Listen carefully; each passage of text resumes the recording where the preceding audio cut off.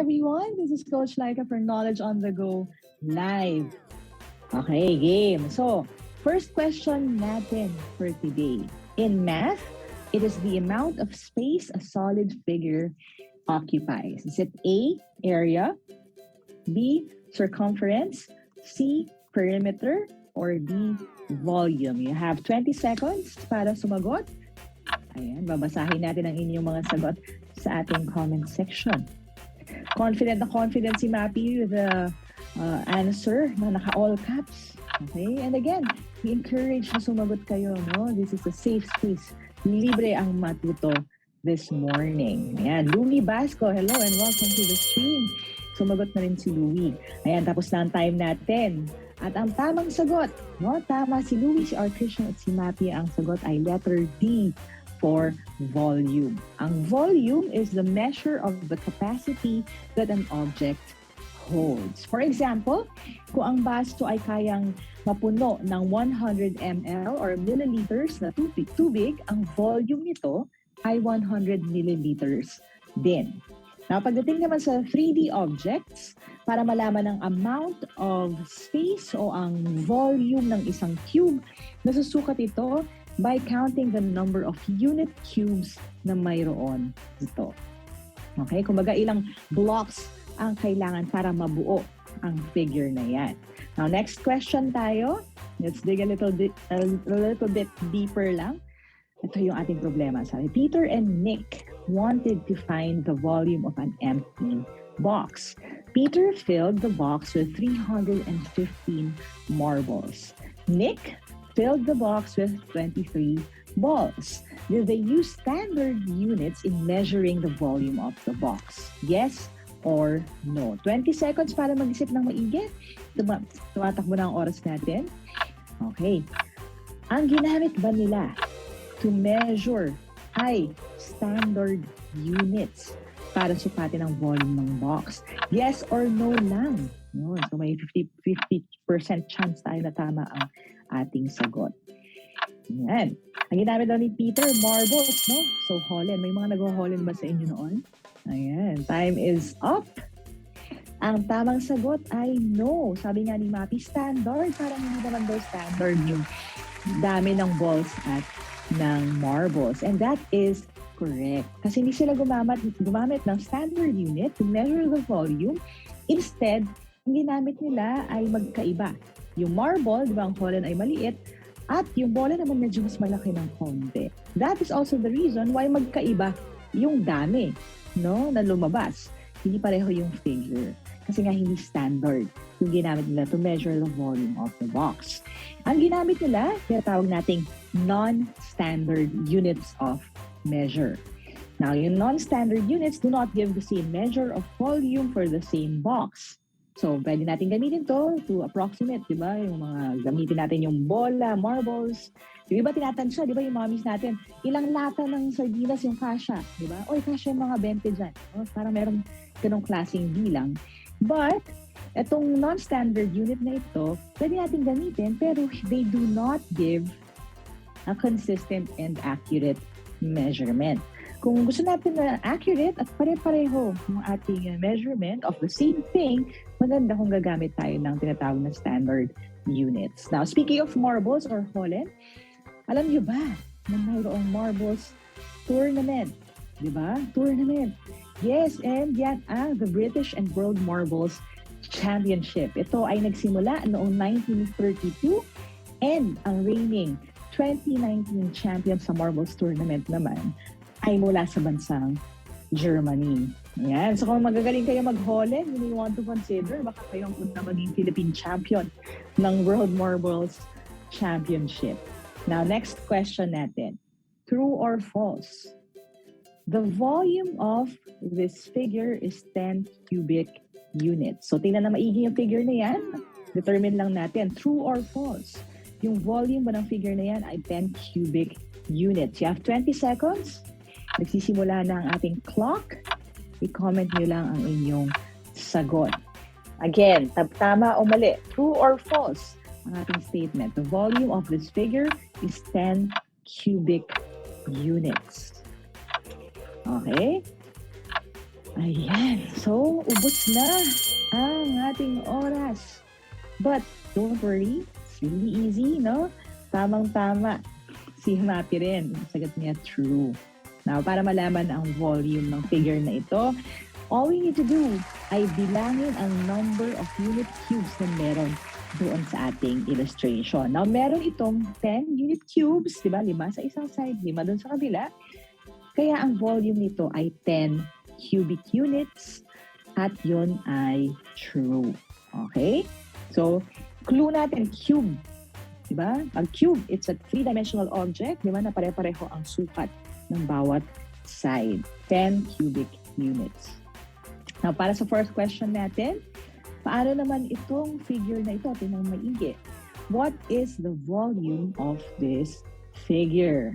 Is it A, 16 cubic units, B, 48 cubic units, C, 80 cubic units, or D, 112 cubic units? 20 seconds para mag-isip, magbilang, di ba? Magsuri ng maigi. Tandaan natin ha, hindi lang yan yung mga nakikita natin up front. Importante nating isipin, ano kaya yung itsura naman sa kabilang side nito? No? Hindi lang sa mga texto ginagamit ang ating critical thinking skills. Ayan, ubos ang oras natin gamit ang powers of investigation natin. Silipin natin kung ano ang tamang sagot. Ayan, sabi ni R. Christian, C. Sabi ni Mappy, C. At pareho rin silang tama doon. C ang sagot. Now, nabanggit natin kanina, in order to find the volume of the solid figure, what we can do is to count the number of unit cubes it contains. Now, pwede natin itong bilangin per layer para hindi tayo maguluhan. Di ba? Kasi minsan nadodoble ng bilang. Ayaw natin yun. So, bilangin natin siya per layer. Na kung makikita natin, meron tayong 20 cubic units sa first layer. At dahil merong 4 na row or 4 na layer ng ating figure, pwede natin i-multiply yung 20 sa 4. Yan. So, 20 times 4 cubic units, ang lalabas ay 80 cubic units. Okay? Now, yung ganyang klase mga tanong, minsan lumalabas din yan sa exam. Tandaan natin, magandang technique yun. Gamitin natin na bilangin per layer para hindi natin malimutan yung mga blocks na hindi nakikita dun sa illustration. Di ba? Kasi dun sa kabilang side, hindi nakikita. Yung iba kasi yung number of squares ang binibilang kaya nagkakamali. Okay? Remember, this is a three-dimensional figure. Now, next question tayo, question number 5. Which formula should we use to solve for the volume of a rectangular prism? Is it A, volume is equal to length times width, B, volume is equal to length times width times height, C, the volume is equal to 1/3 of the area of the base times its height, or D, volume is equal to 4/3 times pi times the radius cube. 20 seconds to answer. Isip-isip. Hugutin natin ang sagot sa tanong na yan. Yan. Ano ba yung mga formula na yan? Medyo familiar, no?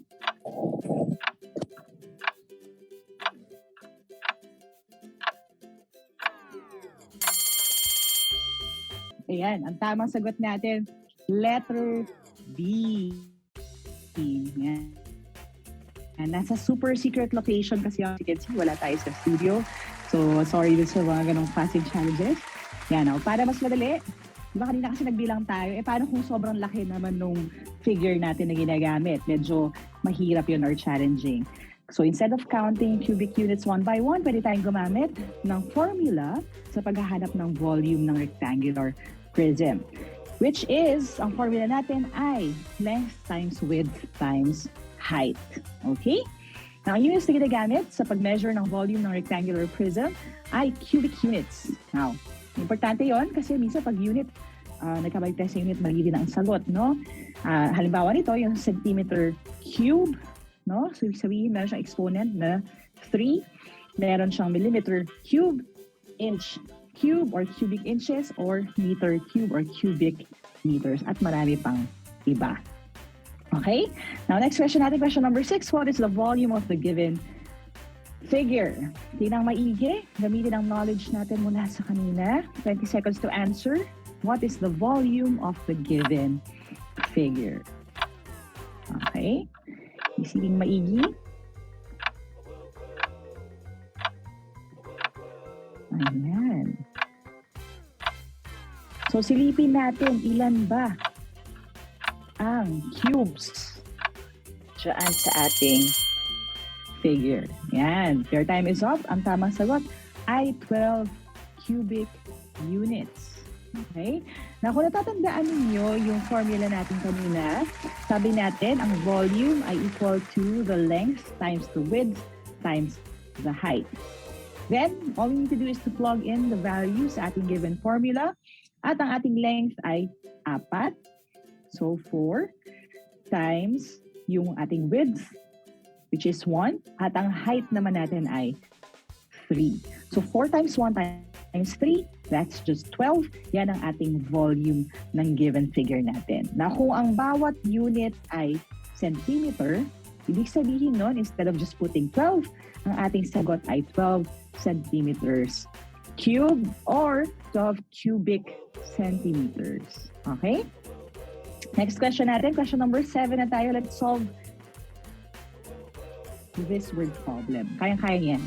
A juice box measures 6 centimeters by 4 centimeters by 10 centimeters. What is the volume of the juice box? Is it A, 24 centimeters cube, B, 40 centimeters cube or cubic centimeters, C, 60 cubic centimeters, or D, 240 cubic centimeters? 20 seconds to answer. Gamitin natin yung formula natin kanina. Yan ang ating clue. Ayan. Usapang juice box. Anong favorite ninyong flavor ng juice? Ayan. Ako, guyabano. Guyabano ako ng bata. Guyabano ang favorite ko. Medyo rare kasi laging guyabano yung available, laging orange, di ba? Pero yun ang favorite ko.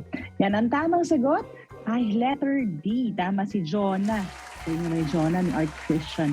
User 116, tama rin at si Jesus Solomon Jr. Okay, bakit? Kasi using the formula, volume is equal to length times width times height. All we need to do is to multiply 6 by 4 by 10. So 6 times 4 is 24. 24 times 10, lalagyan na natin yung 0 sa tulo, 240. Kaya ang volume ng juice box is 240 cubic centimeters. Tandaan ha, hindi lang dalawang sides, kagaya ng ating mga plain na mga shapes. Pag volume pinag-uusapan, tatlo yon, length times width times height. Now, speaking of juice box, kagaya nakikita natin dun sa photo na yan, alam nyo ba na ang unang liquid container box ay na-invent noong 1960s by a Swedish man na si Ruben Rausing.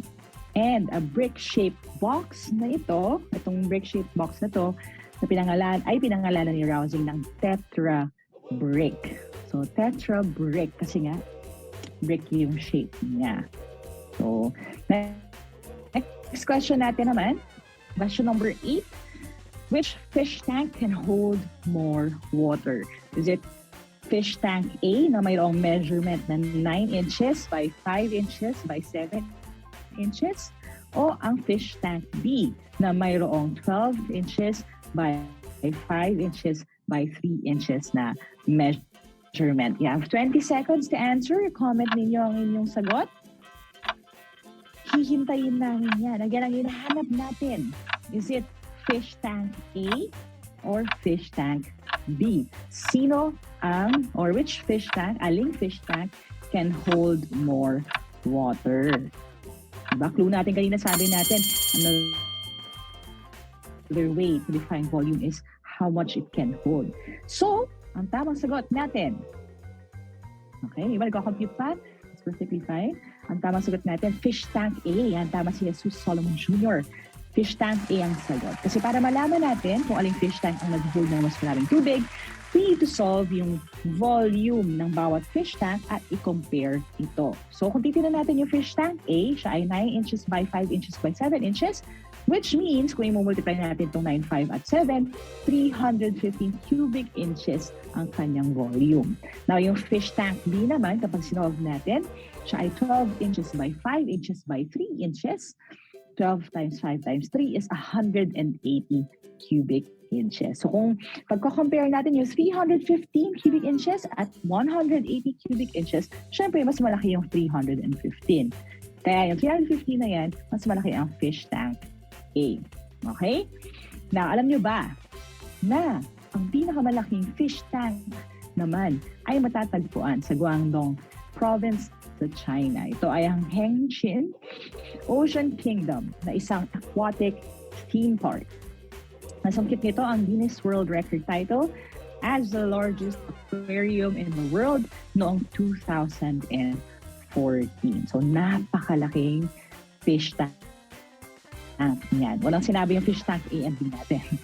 Okay, second to the last question na tayo. Question number 9, what is the missing length of this rectangular prism? Is it A, 6 centimeters, B, 60 centimeters, C, 6 centimeters cube or cubic centimeters, or D, 60 cubic centimeters? 20 seconds to answer. Magsisimula na ang inyong oras.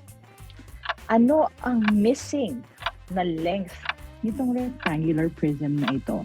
Tingnan natin ang maigi yung mga given natin.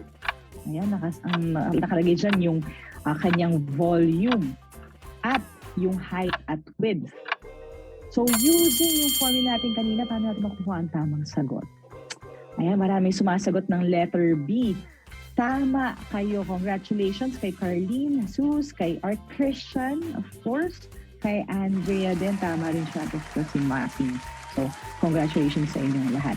Now, paano natin malalaman na B ang sagot? Now, sabi natin, ang volume ng rectangular prism na to ay 360 cubic centimeters.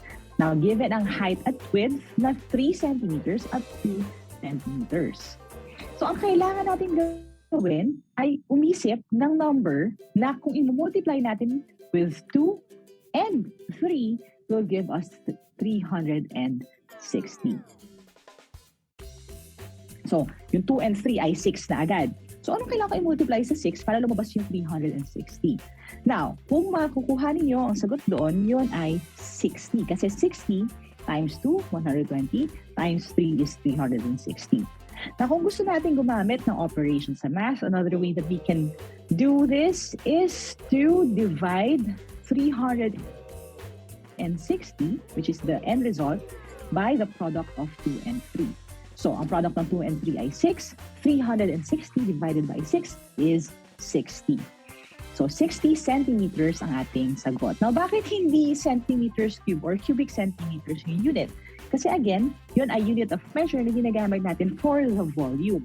Kung isang side lang nawawala, centimeters lang. Okay? Now, last question na tayo for today. Sinagot ni Bella ang math problem na ito.